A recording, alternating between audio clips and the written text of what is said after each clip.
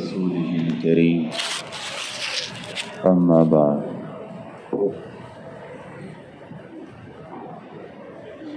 بھائی محترم دوستانو ګوره الله رب العزت مو ټولو باندې ډېر زبردست احسان کړی ده. دعوت محنت یې مو ټولو ته راکړی ده. الله قرآن پاک کې فرمایي ومن احسن قولا ممن دعا الى الله،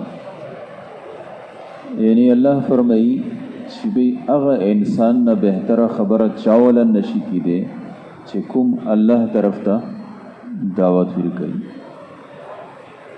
او چې الله فرمایي چې هغه نه بهتره چاوله خبره نشي کېدی، نو دا مطلب څه ده؟ چې به یقیني خبره ده چې دنه بهتره چاوله خبره نه ده. ابھی مجمع میں ایسے ساتھی تو نہیں ہے جو پشتو نہ سمجھتے ہوں، ہیں؟ ہاں اچھا جی بھائی، اردو کے وہ خبر وہ کو صحیح تھا کنا اردو میں ہوتا سو ٹولا سے پوئے گئی. تو میرے محترم دوستو، اللہ رب العزت قرآن پاک میں فرماتے ہیں وَمَنْ أَحْسَنُ قَوْلًا مِّمَّنْ دَعَا إِلَى اللَّهِ، فرمایا اس سے بہتر کس کی بات ہو سکتی ہے جو لوگوں کو اللہ کی طرف بلاتا ہو. یعنی اللہ کے ہاں سب سے بہتر بات کس کی ہے؟ اس انسان کی ہے جو اللہ کی طرف بلانے والا ہے. ایک حدیث میں آتا ہے، کسی نے پوچھا من خیر الناس یا رسول اللہ، یا رسول اللہ سب سے بہتر کون ہے انسانوں میں؟ فرمایا آمرہم بالمعروف وانہاہم عن المنکر واتقاہم للہ واوصلہم للرحمہ. فرمایا جو امر بالمعروف نہی المنکر والا ہے، صلہ رحمی اور تقوی والا ہے، یہ آدمی سب سے زیادہ افضل ہے. اچھا، اللہ نے سب سے بہتر انسانوں میں پیغمبروں کو پیدا کیا. وہ پیغمبر کے معنی کے اندر دعوت چھپی ہوئی ہے. پیغمبر کسے کہتے ہیں؟ پیغام پہنچانے والے کو. تو کیا خیال ہے اس محنت کو اپنی زندگی کا مقصد کون کون بنائے گا جی؟ سب بنائیں گے نا انشاءاللہ. ایک بات اور بھی ہے، وہ یہ ہے کہ ایک یہ ہے کہ ہم تبلیغ کے کام کو اپنی زندگی کا مقصد بنائیں، ہاتھ بھی اٹھائیں اور پھر 2.5 گھنٹے بھی نہ دیں. ظہر کے بعد ہم نے کارگزاری سنی، تو بہت کمی ہے. ایک آدمی نے اگر دکان کو اپنی زندگی کا مقصد بنایا ہے تو کیا خیال ہے وہ 2.5 گھنٹے دیتا ہے؟ 2.5 گھنٹے نہیں، وہ تو زندگی کا فیصلہ کرتا ہے. تو ایک تو یہ ہے.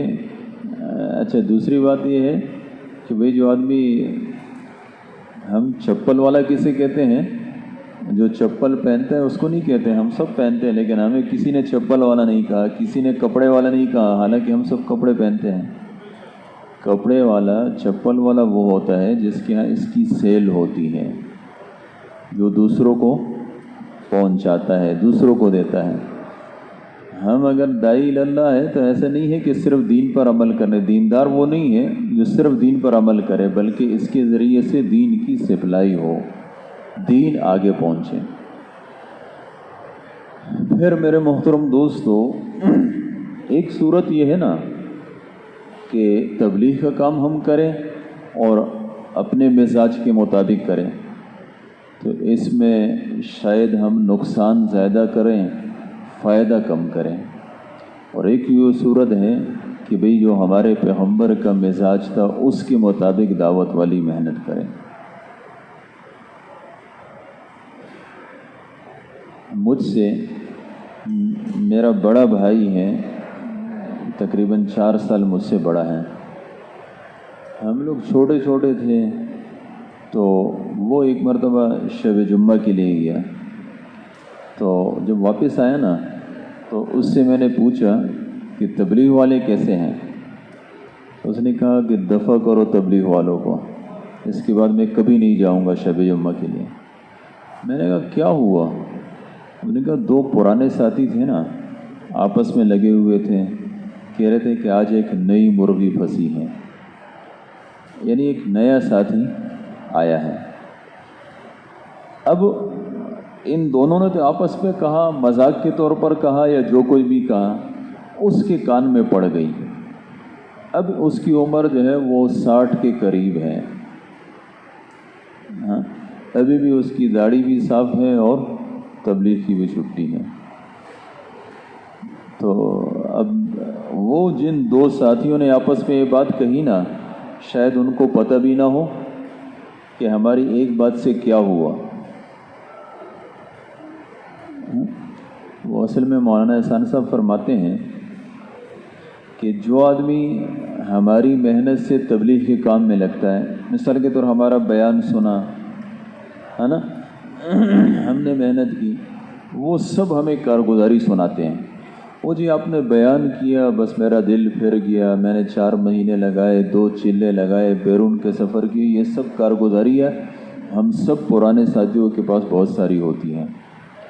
لیکن جو لوگ ہماری بد اخلاقیوں کی وجہ سے تبلیغ کے کام سے کٹ جاتے ہیں نا، او جی محلے میں فلاں جگہ آپ جا رہے تھے نا، آپ نے مجھے یوں کہا تھا یا یوں کیا تھا، میرا دل تبلیغ سے کٹ گیا، اس کے بعد میں کبھی قریب نہیں آیا۔ تو وہ جو ہماری بد اخلاقیوں کی وجہ سے تبلیغ کے کام سے کٹتے ہیں، وہ کارگزاری نہیں سناتے ہیں، اور جو جوڑتے ہیں وہ کارگزاری سناتے ہیں۔ تو ہم میں سے ہر ایک ساتھی یہ کہتا ہے، او جی میں نے جو ہے وہ 10 سال تبلیغ میں لگائے، 20 30 40 50 سال لگائے، میری محنت سے اتنے لوگ جڑے ہیں۔ مولانا احسان صاحب فرماتے ہیں کہ قیامت کے دن پتہ چلے گا کہ ہمارے اتنے عرصے کی تبلیغ سے لوگ جوڑے زیادہ ہیں یا کٹے زیادہ ہیں۔ اور کٹتے جو ہے نا وہ اسی طریقے سے کٹتے ہیں۔ ہم تو ایک بات کہتے ہیں نا، اس کی پرواہ بھی نہیں کرتے، وہی بات شیطان اس کے دل میں ٹھونس دیتا ہے، اور وہی بات اس کے کٹنے کا سبب بن جاتی ہے۔ اسی لیے حضور پاک علیہ الصلوۃ والسلام نے فرمایا کہ تم میں مجھے سب سے زیادہ پسند، تم میں مجھے سب سے زیادہ پسند، اور قیامت کے دن مجلس کے اعتبار سے میرے سب سے زیادہ قریب، تم میں مجھے سب سے زیادہ پسند، اور قیامت کے دن مجلس کے اعتبار سے سب سے زیادہ میرے قریب تم میں سے وہ شخص ہوگا جس کے اخلاق سب سے اچھے ہوں گے۔ اور آپ صلی اللہ علیہ وسلم نے یہ بھی فرمایا کہ تمہارے نامہ اعمال میں سب سے زیادہ وزنی چیز قیامت کے دن وہ اچھے اخلاق ہوں گے۔ ہم تو جو ہے نا وہ کیا کہیں، اگر آپ کسی کو کہو نا کہ یار اللہ آپ کے اخلاق اچھے کر دیں، ایسے ہے جیسے آپ نے اس کو گالی دے دی، اچھا میں تمہیں کوئی بد اخلاق دکھائی دیتا ہوں؟ حالانکہ حضور پاک علیہ الصلوۃ والسلام کی جو رات کی دعائیں ہیں نا، اس میں سے ایک دعا یہ بھی ہے کہ اللہم اہدنی لأحسن الاخلاق لا یہدی لأحسنها الا انت واصرف عنی سیئها لا یصرف عنی سیئها الا انت۔ اے اللہ مجھے اچھے اخلاق نصیب فرما، تیرے علاوہ اچھے اخلاق دینے والا کوئی نہیں، برے اخلاق سے مجھے بچا، تیرے علاوہ برے اخلاق سے بچانے والا بھی کوئی نہیں۔ حضور صلی اللہ علیہ وسلم تہجد کی دعاؤں میں مانگ رہے ہیں، اور ہم میں سے اگر کوئی کسی کو دعا بھی دے دے تو ہمیں بری لگی۔ تو اس لیے میرے محترم دوستو، شیطان نے ہمیں دور کیا اس چیز سے۔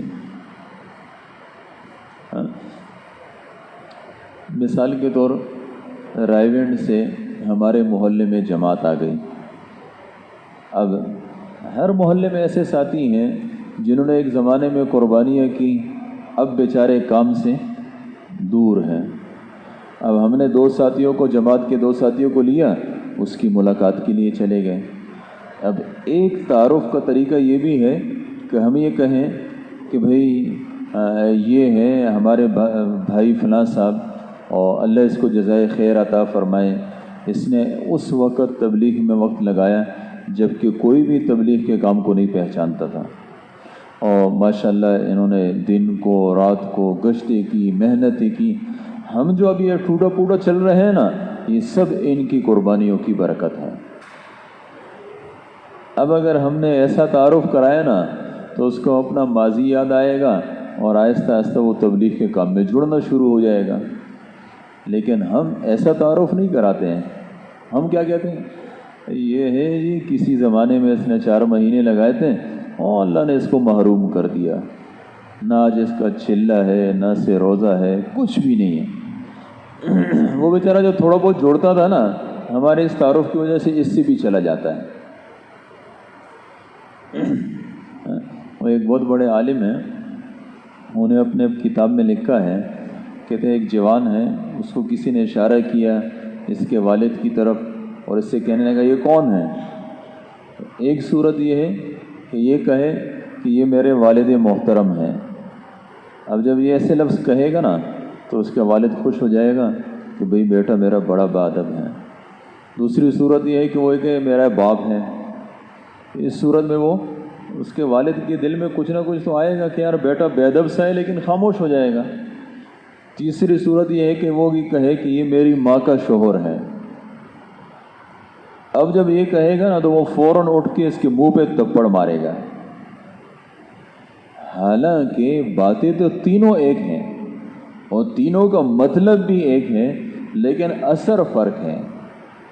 اسی طریقے سے میرے محترم دوستو، ہم بہت ساری باتیں آپس میں کہہ دیتے ہیں اور اس کی پرواہ بھی نہیں کرتے، اور وہی باتیں ساتھیوں کے تبلیغ کے کام سے کٹنے کا سبب بن جاتی ہیں۔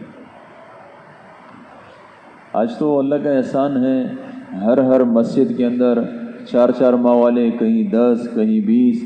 ہمارے کوہاٹ میں ایسی مسجدیں ہیں جس میں 90 اور 95 4 ماہ لگائے ہوئے ہیں، 60-70 تو بہت سارے ہیں۔ اور جو بڑے بڑے شہر ہیں اور زیادہ گنجان آبادیاں ہیں، وہاں تو ایک ایک جو ہے مسجد میں 500 4 ماہ والے ہیں۔ لیکن مقامی کام کا کیا حال ہے ہم سب کو پتہ ہے۔ اب مقامی کام کیوں نہیں ہے؟ اس کی وجہ یہ نہیں ہے کہ بھئی مقامی کام کوئی کرنا نہیں چاہتا، کرنا چاہتے ہیں، لیکن شیطان نے ہمیں آپس میں الجھا دیا ہے۔ ہمیں ایک دوسروں کی خامیاں دکھاتا ہے اور خوبیاں چھپاتا ہے۔ اللہ کی صفات میں سے ایک صفت ہے یا من اظہر الجمیل وستر القبیح۔ اللہ خوبیوں کو ظاہر کرتے ہیں اور خامیوں کو چھپاتے ہیں، اور ہم کیا کرتے ہیں؟ خامیوں کو ظاہر کرتے ہیں اور خوبیوں کو چھپاتے ہیں۔ ہمارا اللہ معاف کرے، یعنی اگر آپ دیکھیں نا، صبح سے شام تک ہمارے بازاروں کے اندر، ہمارے بیٹھکوں کے اندر، حتیٰ کہ ہماری مسجدوں کے اندر بھی لوگوں کی خامیوں کے تذکرے ہیں، ہے نا؟ ہمارے جو خبریں ہیں نا، اس کو آپ اٹھا کے دیکھیں، ان میں سب گناہوں کا تذکرہ ہے، خوبیوں کا تذکرہ نہیں ہے۔ وہ جو لوگ خامیوں کو ظاہر کرتے ہیں، خوبیوں کو چھپاتے ہیں، اس شخص کو حضور صلی اللہ علیہ وسلم نے مکار دوست فرمایا ہے۔ فرمایا اللہم انی اعوذ بک من خلیل ماکر، اے اللہ میں تیری پناہ مانگتا ہوں مکار دوست سے۔ مکار دوست کون ہے؟ فرمایا ارآ حسنۃ دفنہا، اگر نیکی دیکھتا ہے تو اس کو دفن کر دیتا ہے، چھپا دیتا ہے۔ وَإِرَّأَ سَيِّئَةً أَفْشَاهَا، اور اگر برائی کو دیکھتا ہے تو اس کو پھیلاتا پھرتا ہے۔ تو ہم سب عملی طور پر کیا کرتے ہیں؟ آپ نے اگر جو ہے نا کسی کو خوبی پر دیکھتے ہیں نا، ہاں جی اس کو تو یہ کرنا ہی چاہیے تھا، یہ تو کوئی ایسی بات نہیں ہے۔ اور اگر کسی نے الٹا کوئی کام کر لیا تو جب تک 10 آدمیوں سے نہیں کہا ہوگا نا، چین نہیں آئے گا۔ حالانکہ مسلم شریف کے مقدمے میں لکھا ہے کہ اگر کسی چیز کو، کسی برائی کو ختم کرنا ہے نا، تو اس کو عدم ذکر سے ختم کرو، اس کا تذکرہ ہی چھوڑ دو۔ بھائی اگر گندگی کے اندر جتنی لکڑی ماری جاتی ہے نا اتنی بو اٹھتی ہے، سمجھ میں آئی کہ نہیں آئی؟ تو یہی شیطان یہی چاہتا ہے، شیطان بھی یہی چاہتا ہے کہ بھئی جو ہے نا وہ برائیوں کا تذکرہ ہو، اس لیے کہ جس چیز کا تذکرہ ہوتا ہے وہ پھیلتی ہے۔ تو ہمیں اپنے ساتھیوں کی خوبیوں کا تذکرہ کرنا ہے، خامیوں کا نہیں کرنا ہے۔ اسی طریقے سے میرے محترم دوستو، بہترین انسان وہ ہے جو خود سب کے ساتھ جڑ کر چلنے والا ہو اور دوسروں کو اپنے ساتھ جوڑنے والا ہو۔ ایسے نہیں ہے کہ نہ ہم خود کسی کے ساتھ چل سکیں نہ کسی کو اپنے ساتھ چلا سکیں۔ شیطان ہے ہمارے درمیان جو ہے نا وہ کوئی چھوٹی سی بات کرا دیتا ہے اور اس کے بعد کیا ہوتا ہے، تو میں شروع ہو جاتی ہیں۔ اور اصل میں شیطان جو ہے نا وہ تو چاہتا ہی یہی ہے کہ لوگوں کے درمیان توڑ ہو۔ کیوں؟ مثال کے طور میں آپ کو ایک حدیث سناؤں، فلاں جو عمل ہے نا اس سے ایک نیکی ملتی ہے، آپ سنیں گے لیکن ویسے وہ کر دیں گے کہ یار یہ کیا ہے، ایک نیکی۔ اور اگر میں نے آپ سے کہا کہ ایک ایسا عمل ہے جس سے 1 کروڑ نیکیاں ملتی ہیں، ہر کوئی سنے گا، اچھا ابھی یہاں بیان ختم نہیں ہوگا نا سب دوڑے آئیں گے، جی مجھے لکھ کر دو، کون سی دعا تھی؟ ہم سب کی طبیعت ہے کہ تھوڑے سے وقت میں زیادہ ہمیں فائدہ ہو نا، صحیح نا جی؟ یہی طبیعت شیطان کی بھی ہے۔ شیطان ہم سب کا دشمن ہے نا، شیطان بھی یہی چاہتا ہے کہ اس انسان کو نقصان دیا جائے لیکن تھوڑے سے وقت میں بھرپور نقصان دیا جائے۔ اب وہ بھرپور نقصان کیسے ہوگا؟ فضائل اعمال کی ایک حدیث ہے، ہم سب پڑھتے ہیں کہ بھئی حضور صلی اللہ علیہ وسلم فرماتے ہیں کہ آپس کی لڑائی دین کو ایسا صاف کرتی ہے جیسا استرا بالوں کو صاف کرتا ہے۔ یہ جو ہے نا اس نے دیکھو سر پہ جو ہے نا وہ مشین پھیرائی ہوئی ہے، اب اس کے مشین پھیرانے کے بعد سر پر کتنے بال رہے؟ کوئی بھی نہیں رہا۔ اسی طریقے سے آپس کا توڑ جو ہے نا نیکیوں کو برباد کر دیتا ہے۔ اب شیطان اس لیے ہمارے آپس میں توڑ کر آتا ہے تاکہ تھوڑے سے وقت میں ان کا سارا بیڑا غرق کر دیں۔ وہ ایک بزرگ تھے، وہ شیطان سے ملے تو اس نے کہا تو بھی تیری وجہ سے لوگوں کا بیڑا غرق ہو گیا۔ اس نے کہا میں نے کیا کیا؟ اچھا ساری دنیا میں فساد ہے تیری وجہ سے نہیں ہے؟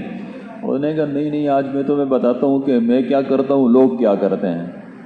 اس بزرگ کو لے کے ایک مٹھائی والے کی دکان پر گئے، وہاں جو ہے نا وہ سامنے شیرہ پڑا ہوا تھا اور اس میں شیطان نے یوں انگلی ڈبوئی نا، اس شیرہ انگلی پہ لگا، انگلی کو یوں کر کے وہ قطرہ پھینکا، وہ قطرہ دیوار پہ لگا، تھوڑی دیر کے بعد ایک چیونٹی آئی شیرہ پینے کے لیے۔ وہیں ایک چھپکلی تھی، چھپکلی نے دیکھا تو وہ دوڑی اس چیونٹی کو کھانے کے لیے۔ وہاں پر ایک چوہا تھا، چوہا بھی یہ ماجرا دیکھ رہا تھا، چوہا نے چھلانگ لگائی چھپکلی پر۔ وہاں جو مٹھائی کے دکان والا تھا نا اس کی ایک بلی تھی، وہ بھی یہ سب کچھ دیکھ رہی تھی، بلی نے چھلانگ لگائی چوہے پر۔ وہیں پر ایک آدمی دیہات سے آیا ہوا تھا، اس کے پاس ایک کتا تھا، کتے نے چھلانگ لگائی بلی پر، بلی کو دونوں پاؤں کے درمیان دبوچ لیا۔ اب بلی تو دکاندار کی تھی، اس کو بڑی اس سے محبت تھی، اس کو بڑا غصہ آیا، دکان میں ایک سریا تھا اور اٹھا کے یوں مارا، کتا وہیں پر ختم۔ اب کتا بھی تو تھا کسی کا، اور تھا بھی دیہاتی، اس نے یہی سریا اٹھا کے جو ہے یہ دکاندار کے سر پہ مارا تو دکاندار وہیں پر ختم۔ اب وہ جتنے اطراف کے مارکیٹ والے تھے وہ سب کا یہ دوست تھا، انہوں نے دیکھا ہمارا دوست مر گیا، انہوں نے یہی سریا اٹھا کے دیہاتی کے مارا اور سر پہ، وہ بھی وہاں پر ختم۔ اب کچھ جو ہے وہ گاہکوں کی طرف سے ہو گئے اور کچھ دکانداروں کی طرف سے ہو گئے اور شروع ہو گئے ایک دوسرے کے ساتھ لڑنے۔ تو شیطان نے جو ہے نا وہ بزرگ سے کہا کہ بول میں نے کیا کیا؟ میں نے تو یہی کیا ہے کہ یہ انگلی ڈبوئی ہے شیرے میں اور یوں پھینکا ہے، باقی تو انہوں نے خود کیا ہے۔ یہ جو قطرہ ہے نا، قطرہ، اسی قطرے کی طرح چھوٹی سی بات ہوتی ہے جو ہمارے ساتھیوں کے درمیان یوں کر کے اچھال دیتا ہے۔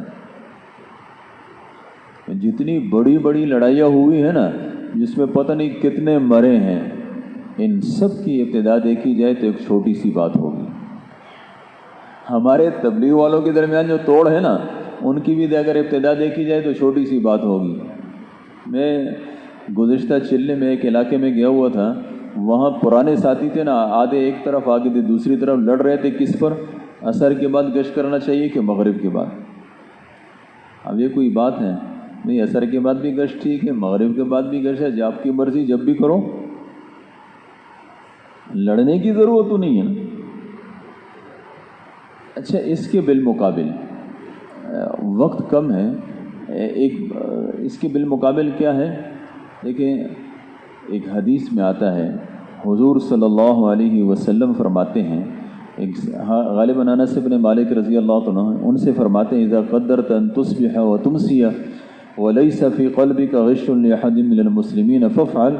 فرمایا اگر تم سے ہو سکے کہ تم صبح اور شام اس حال میں کرو کہ تمہارے دل میں کسی مسلمان کے بارے میں میل کو چیل نہ ہو، کینہ نہ ہو، بغض نہ ہو، عداوت نہ ہو، کسی سے تمہاری باتیں بند نہ ہو، فرمایا ایسے کر لو، ذالک من سنتی، یہ میرے سنت اعمال میں سے ہے، من احب سنتی فقد احبنی، جس نے میری سنتوں سے محبت کی اس نے مجھ سے محبت کی، ومن احبنی کان معی فی الجنہ، جو مجھ سے محبت کرے گا وہ جنت میں میرے ساتھ ہوگا۔ آپ میں سے کون کون چاہتا ہے کہ جنت میں میں حضور صلی اللہ علیہ وسلم کے ساتھ رہوں؟ یہ کچھ کے ہاتھ تو نہیں اٹھ رہے ہیں، ہاں جی، کیا خیال ہے؟ سمجھ میں نہیں آ رہی ہے کہ دل نہیں چاہ رہا؟ ہاں، سمجھتے ہیں سب، اردو بولنا الگ بات ہے لیکن سمجھتے تقریباً سب ہی ہیں۔ دیہاتوں والے بھی سمجھتے ہیں بھائی، دیہاتوں والے یہ شہروں میں جا کے پتہ نہیں کیا کچھ بولتے رہتے ہیں۔ تو میں یہ عرض کر رہا تھا کہ اگر ہم یہ چاہتے ہیں کہ جنت میں حضور صلی اللہ علیہ وسلم کے ساتھ رہیں تو اس کا طریقہ کیا ہے کہ اپنا سینہ ہے نا، یہ سب کے کینے سے، بغض سے، عداوت سے، آپس کے توڑ سے، یہ سب سے پاک کر لیں۔ تو آپ حضرات بھی جن جن علاقوں سے آئے ہیں، چاہے وہ 24 گھنٹے کے اندر ہیں، چاہے ہفتے کے اندر ہیں، چاہے وہ جماعتوں والے ہیں، آپ کی بھی تو کسی نہ کسی کے ساتھ انبن ہو گئی ہوگی نا۔ تو بس اب دل میں وہ کر لیں کہ بس وہ مولانا جمشید صاحب کی بات ہے نا کہ ہم سب کے اور سب ہمارے، ہم سب کے اور سب ہمارے۔ تو جس کے ساتھ جو ہو گئی ہے بس دل سے اس کو ختم کر لیں، سب کو گلے لگا لیں۔ کون کون یہ کام کرے گا جاتے ہوئے؟ سب کریں گے نا انشاءاللہ۔ شیطان ہے، اللہ معاف کرے، ہمیں ایک پٹی پڑھاتا ہے، جی اس نے یوں کیا وہ کیا، حالانکہ حضرت ابو بکر رضی اللہ تعالیٰ عنہ کی بیٹی، اس پر کسی نے تہمت لگائی، جس نے تہمت لگائی، ایک وہ تہمت بھی نہیں لگائی تھی لیکن دوسروں کے ساتھ ہو گیا تھا، تو حضرت ابو بکر رضی اللہ عنہ کے رشتہ داروں میں ساتھ تھا، ان پر بڑا خرچہ کرتے تھے، ان کو پتہ چلا کہ بھائی یہ بھی اس میں شامل ہے، تو قسم کھا لی کہ اس کے بعد اس پر بالکل خرچہ نہیں کروں گا۔ اللہ نے آیتیں اتاری، فرمایا وَلْيَعْفُوا وَلْيَصْفَحُوا، معاف کرو اور درگزر کرو، معاف کرو اور درگزر کرو۔ أَلَا تُحِبُّونَ أَن يَغْفِرَ اللَّهُ لَكُمْ، فرمایا کہ تم پسند نہیں کرتے کہ اللہ تمہیں معاف کر دے؟ اگر ہم اس بات کو پسند کرتے ہیں کہ اللہ ہمیں معاف کر دے، ہماری مغفرت کر دے، تو بھئی ہمیں لوگوں کو بھی معاف کرنا چاہیے۔ تو کیا خیال ہے، سب کو معاف کریں گے نا جی انشاءاللہ؟ حضور صلی اللہ علیہ وسلم فرماتے ہیں، فرمایا انا اريد ان اخرج الیکم وانا سلیم الصدر، مجھے لوگوں کی باتیں مت پہنچاؤ، میں چاہتا ہوں کہ میں جب تمہاری طرف نکلوں تو میرا سینہ صاف ہو۔ آپ صلی اللہ علیہ وسلم اپنے سینے کو ہر ایک مسلمان سے صاف رکھنا چاہتے تھے، ہمیں بھی صاف رکھنا چاہیے۔ ایک دعا آپ صلی اللہ علیہ وسلم کی دعاؤں میں ایک دعا یہ ہے کہ وصل السخیمۃ صدری، اے اللہ میرے سینے کے کینے کو نکال لے۔ اور اگر ہم جنت میں جانا چاہتے ہیں نا تو جنت میں اس وقت تک آدمی کو داخل نہیں ہو سکتا، وَنَزَعْنَا مَا فِي صُدُورِهِم مِّن غِلٍّ، اس کے کینے کو پہلے نکالا جائے گا، پھر جب یہ جنت میں داخل ہوگا تو اخواناً بھائیوں کی طرح داخل ہوگا، عَلَى سُرُرٍ خوب خوش ہوگا، متقابلین آمنے سامنے ہوں۔ جنت میں جوڑ ہی جوڑ ہیں، اور اگر جہنم میں گئے تو جہنم میں توڑ ہی توڑ ہیں۔ کلما دخلت امۃ لعنت اختہا، جب بھی ایک جماعت جہنم میں داخل ہوگی دوسرے پر لعنت کرے گی۔ تو اگر ہمیں اپنا ماحول جنتیوں والا ماحول بنانا ہے نا تو بس سب کو معاف کریں، سب کو لے کر چلیں اور ہم بھی سب کے ساتھ چلیں۔ اور اگر ایسا نہیں کیا تو وہ دوسرا ماحول جو جنات کا ہے نا، اللہ نے ان کو بھی یہی فرمایا ہے کہ تم جب میری بات نہیں مانو گے تو میں تم سے اور تمہارے ماننے والوں سب سے میں جہنم کو بھروں گا، تو وہاں توڑ ہی توڑ ہے۔ تو اگر جنت کا ماحول بنانا ہے نا تو سب کے ساتھ جوڑنا رکھنا پڑے گا اور سب کو اپنے ساتھ جوڑنا پڑے گا، سب کریں گے انشاءاللہ جی۔ دوسری بات یہ ہے کہ ایک بڑا مسئلہ وہ کیا ہے، آپس کے معاملات ہیں، لین دین ہے نا۔ حضور صلی اللہ علیہ وسلم بازار میں آئے، ایک آدمی غلہ فروخت کر رہا ہے، آپ صلی اللہ علیہ وسلم نے غلے کے اندر ہاتھ اندر کیا تو وہ گیلا تھا اندر سے۔ فرمایا یہ کیا کیا؟ انہوں نے کہا یا رسول اللہ رات کو بارش برسی، سب کچھ بھیگ گیا۔ اس زمانے کی دکانیں ہمارے زمانے کی دکانوں کی طرح تو نہیں تھیں، ان کی تو نہ چھت تھی نہ کچھ وہ تھی، بارش برستی تھی تو اندر آ جاتی تھی۔ انہوں نے کہا یا رسول اللہ جب بارش برسی تو غلہ گیلا ہو گیا، اور جب صبح دھوپ چڑھی ہے اوپر سے سوکھ گیا اندر سے گیلا ہے۔ آپ صلی اللہ علیہ وسلم نے فرمایا کہ تم نے گیلے کو اوپر کیوں نہ کیا تاکہ لوگوں کو پتہ چلتا کہ اندر سے گیلا ہے۔ اور پھر فرمایا کہ من غش فلیس منا، جس آدمی نے دھوکہ دیا وہ ہم میں سے نہیں۔ اب ہمیں اپنا تھوڑا سا ماحول کو دیکھ لینا چاہیے، آج کل کیا ہوتا ہے نا۔ ہماری تجارت اس کا نام ہی دھوکہ ہے، جو زیادہ دھوکہ دے سکتا ہے وہ بڑا تاجر ہے نا۔ ایک آدمی امرود کا کریٹ بناتا ہے نا، اس کے اندر بہت سارا گند رکھتا ہے اور پھر اس کے اوپر کچھ امرود بھی اوپر کے کچھ اور نیچے کے کچھ اور کریٹ بناتا ہے، چلو جی وہ پتوں کو امرود کے اس پر فروخت کرتا ہے۔ آلوؤں کی جو بوری ہوتی ہے نا، یہ بعض اوقات ایسا ہوتا ہے کہ وہ آلوؤں کو مٹی سے کیچڑ سے لت پت کر لیتے ہیں، سمجھ میں آئی کہ نہیں؟ جب ان آلوؤں کو دھوئے نا تو آپ کو 4-5 کلو مٹی نکل آتی ہے، کہاں سے؟ اچھا یہ بہت پہلے کی بات ہے، ہم مدرسے میں چاول بناتے تھے نا تو اس میں مٹی کا وہ ہوتا تھا۔ اب جس دن چاول ہوتے تھے طالب علموں کی شامت آتی تھی، بھئی تم صاف نہیں کرتے ہو، یہ ہے وہ ہے، وہ بیچارے بڑے وہ کرتے تھے کہ ہم کرتے ہیں، سمجھ میں نہیں آتا تھا۔ ایک دن کسی نے کہا کہ بھئی جو گرم مسالہ ڈالتے ہیں نا اس کو پہلے دھو لیا کرو اس کے بعد ڈالا کرو۔ اب جب اس کو دھویا تو اس میں سے اتنی مٹی نکل آئی۔ کون کرتا ہے؟ ہم مسلمان کرتے ہیں۔ وہ کس کو دھوکہ دیتے ہیں؟ مسلمانوں کو دیتے ہیں۔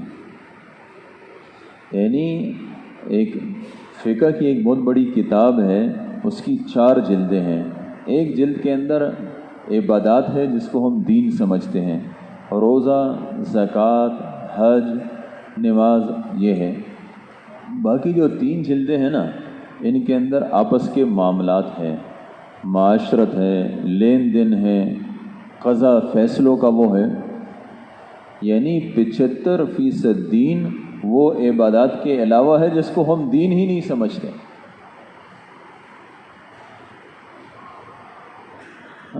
تو اس لیے اپنے معاملات کو صحیح کرنا۔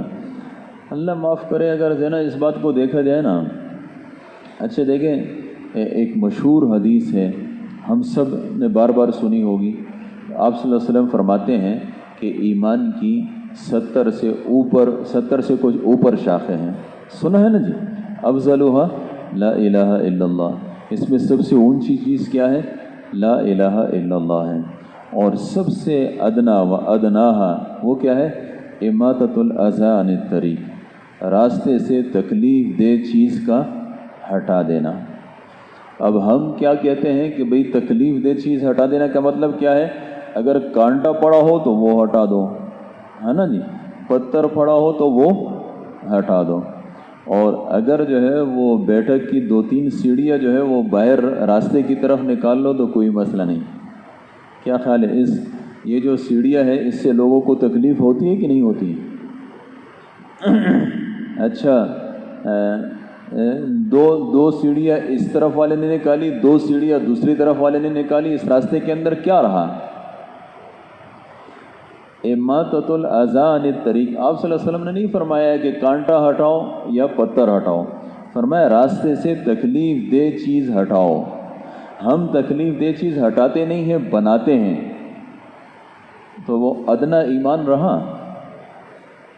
یا ایک آدمی ہے اپنا گھر بناتا ہے نا، اب مثال کے طور دوبارہ تعمیر کر رہا ہے، اب دوبارہ جو دیوار بنائے گا نا تو 1-2 فٹ راستے کی زمین اندر کر دے گا، 1-2 فٹ ادھر والا کر لے گا، 1-2 فٹ ادھر والا کر لے گا. اگر ایسا نہیں کرتا ہے تو اوپر جو پہلی اور دوسری منزل ہے نا اس کی جو دیوار وہ جو چھجا ہے نا اس کو 1-2 فٹ ادھر ادھر سے نکال لیتے ہیں. یہ سب جو ہے وہ راستے میں تکلیف دہ چیزوں کا ڈالنا ہے اور ہمیشہ کے لیے ڈالنا ہے.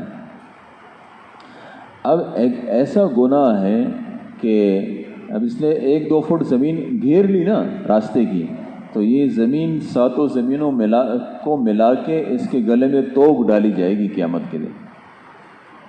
اچھا دوسری بات، اب یہ اس کا غاصب ہے کہ اس راستے کو جتنے لوگ استعمال کرتے ہیں نا، اور جتنے لوگوں کا حق مارا گیا، قیامت کے دن ان سب کو حق دینا پڑے گا. اور وہاں تو کچھ اور ہوگا نہیں، جو نیک اعمال کیے ہوں گے وہی دینے پڑیں گے. پھر ایک ایسا گناہ ہے کہ باپ نے تو غصب کیا، اولاد کو پتہ تھا کہ ہمارا باپ غاصب تھا، اس نے ویسی دبایا تھا، یہ تھی نہیں ہماری جگہ. تو اس کے بعد کیا ہے، جو جس طریقے سے باپ گناہ گار ہے نا اسی طریقے سے اولاد بھی گناہ گار ہیں. پھر اولاد در اولاد جتنی نسلیں آتی رہے گی یہ سب گناہ گار ہوگی.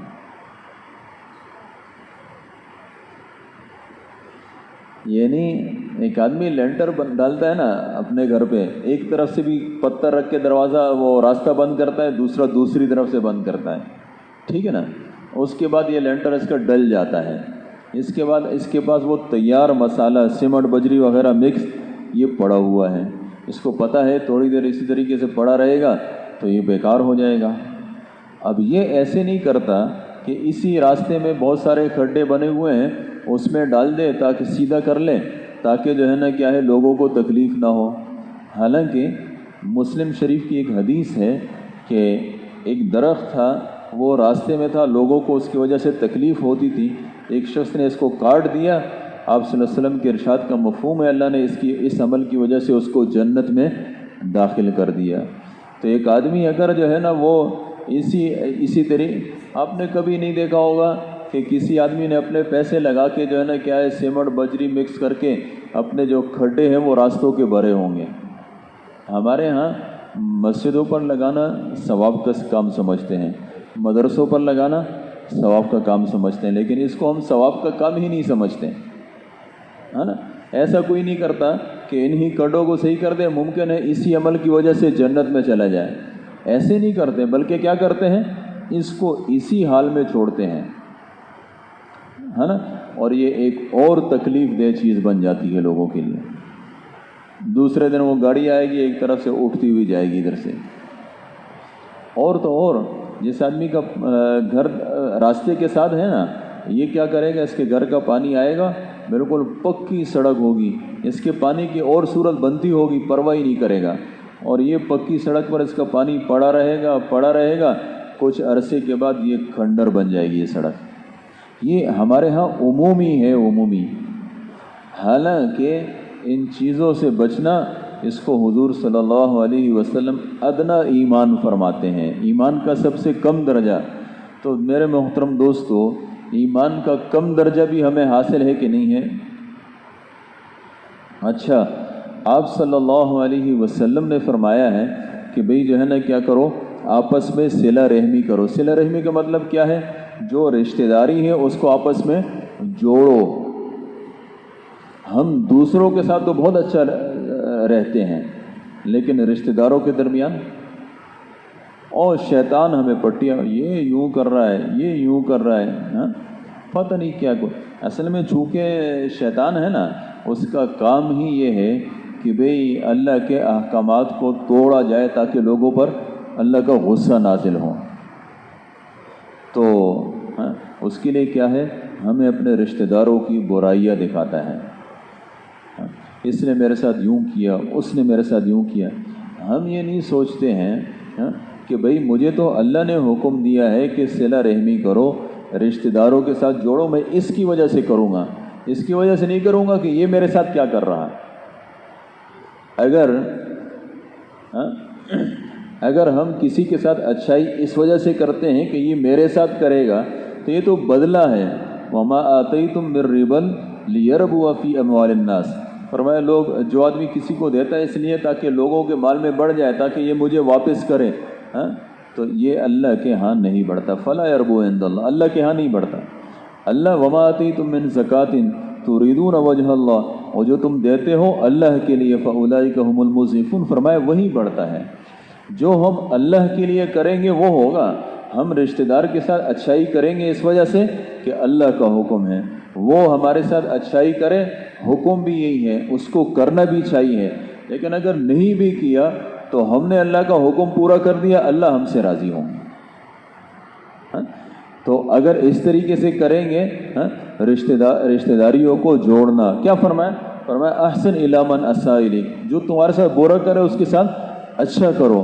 واعف عمن ظلمک، جو تم پر ظلم کرے اس کو معاف کرو۔ واطع عمن حرمک، اور جو تمہیں نہیں دیتا ہے اس کو دو۔ اور میرے محترم دوستو، جن کے گھروں کے اندر وہ ہیں ماں باپ ہیں اور بوڑھے ہیں، اور اتنے بوڑھے ہیں کہ وہ معذوری کی حد تک پہنچ گئے ہیں، پیشاب میں، پخانے میں، کھانے میں، پینے میں اپنے اولاد کی محتاج ہیں، وہاں پوچھو کہ کیا ہوتا ہے۔ حالانکہ اللہ نے کیا فرمایا؟ اللہ نے دیکھیں نا، اللہ نے اپنے اس کے ساتھ اپنے حق کے ساتھ ماں باپ کے حق کو ذکر کیا اور فرمایا کہ اللہ کا فیصلہ ہے، عبادت ایک اللہ کی ہوگی اور والدین کے ساتھ احسان ہوگا۔ پھر کیا فرمایا اگر ان دونوں میں سے ایک یا دونوں بڑھاپے کو پہنچ جائیں تو اف مت کہو، سخت جھڑکو مت اور نرم بات کرو۔ علماء یہ فرماتے ہیں کہ یہ جو اگر وہ جوان ہو نا تو بھی اف کہنا منع ہے، تو بھی ڈانٹنا منع ہے، تو بھی نرم بات کرنے کا حکم ہے۔ اللہ نے بڑھاپے کا کیوں ذکر کیا؟ بڑھاپے کا ذکر اس لیے کیا کہ بڑھاپے میں وہ بیچارے معذور ہو جاتے ہیں، ہے نا، اور یہاں یہ بیٹا جوان ہوتا ہے تو تھوڑی بات پر ماں باپ کو غصہ کرتا ہے، اس لیے اللہ نے تخصیص کی کہ اس وقت بھی تمہیں اف نہیں کرنا ہے۔ علماء یہ کہتے ہیں کہ اف سے نیچے کا بھی درجہ ہوتا نا تو اللہ اس کو بھی حرام کر دیتے ہیں۔ اور ایک آدمی ماں باپ کا فرما بردار ہے، اور تو جب یہ سورج نکلتا ہے اس کے لیے جنت کے دروازے کھلے ہوتے ہیں، اگر نافرمان ہوتا ہے تو جہنم کے دروازے کھلے ہوتے ہیں۔ اگر یہ فرما بردار ہے اور شفقت اور محبت کی نگاہ سے اپنے ماں باپ کو دیکھتا ہے تو اس کو حج اور عمرے کا ثواب ملتا ہے۔ اس لیے میرے محترم دوستو، اپنے ماں باپ کی قدر کرنا، عزت کرنا، دوسروں کے حقوق کو ادا کرنا کریں گے نا انشاءاللہ جی۔ ابھی بھی انشاءاللہ کچھ تھوڑا سا وقت تو باقی ہے، ایسا کر لیں کہ بھئی یہ جو باتیں ہو گئی ہیں انہی کو تھوڑا سا آپس میں دہرا لیں، ایک کو ایک بات یاد ہوتی ہے، دوسری کو دوسری یاد ہوتی ہے، پھر وقت پر عمل کرنا آسان ہو جاتا ہے۔ ہاں البتہ کسی کا وضو نہیں ہے وہ تو وضو کر لیں، باقی یہی بیٹھ کر دہرائے۔ اگر یہاں سے اڑ گئے نا تو بس پھر یہی ہوگا کہ بھئی جو ہے وہ شادی وہ کمل خیل میں یوں ہو گیا اور مندہ خیل میں یوں ہو گیا، اور یہ جو ہے وہ تپی میں یہ اور باقی زئی میں یہ چیزیں ہوگی، وہ یہ بات نہیں رہے گی، اور اگر یہیں بیٹھ کر لیا تو انشاءاللہ ہو جائے گا۔ اللہ ہم سب کو عمل کی توفیق عطا فرمائے۔ سبحان اللہ و بحمدہ، سبحانک اللہم و بحمدک، نشہد ان لا الہ الا انت، نستغفرک و نتوب الیک۔ سبحان ربک رب العزت عما یصفون، وسلام علی المرسلین، والحمد للہ رب العالمین۔